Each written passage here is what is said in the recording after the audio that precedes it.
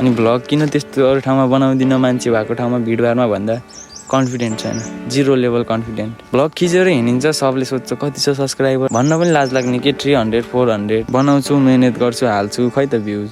अस्ति video part 1 भनेर हाल्दै थिएँ, खै त्यसमा 50+ भ्युज छ। अनि के गर्ने है, 50+ भ्युजले त हामीलाई त्यत्रो मेहनत गरेको सबै आफ्नो मनै मरिदिन्छ क्या। अनि भिडियो बनाउने मन लाग्दैन क्या, सपोर्टै छैन क्या, सब भ्लगर निस्क्यो अनि कसलाई सपोर्ट गर्न सक्छ। अलिअलि भ्युज आइदिन पऱ्यो, आफ्नो निरन्तर सब्सक्राइब प्लस हुन पऱ्यो, त्यति भएपछि त जस्तो ठाउँमा पनि कन्फिडेन्ट आउने रहेछ क्या।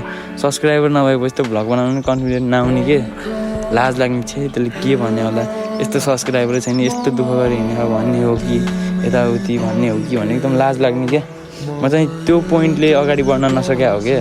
अलिअलि सब्सक्राइबर भेटाएको भए, मैले अलिअलि भ्युज भेटाएको भए चाहिँ म अगाडि बढ्थेँ क्या। अब भ्युजै भेटाएन, अब म आफै त्यस्तो कन्टेन्ट दिन नसके होला, त्यो मेरै गल्ती हो है। जस्तो छ त्यस्तै कन्टेन्ट दिएर पनि होला, म केही भन्दिनँ अरूलाई पनि है। अडियन्सहरू त जे राम्रो देखेँ त्यही हेर्ने, मै उस्तै छु। युट्युबमा जे रमाइलो राम्रो देखेँ त्यही हेरिदिन्छु। अब आफ्नो कोसिस बेस्ट गर्छु। मलाई कन्फिडेन्ट पनि एकदम 0 लेभलमा छ, कन्फिडेन्ट बढाउनु छ। म एकदम कन्फिडेन्ट बढाएर अगाडि बढ्छु भन्ने सोच राखेर अहिले चाहिँ फेरि भ्लग पुनः स्टार्ट गरेछु मैले। त्यही नै हो, म चाहिँ बस मेहनत गर्छु, मेहनत गर्न छोड्दिनँ।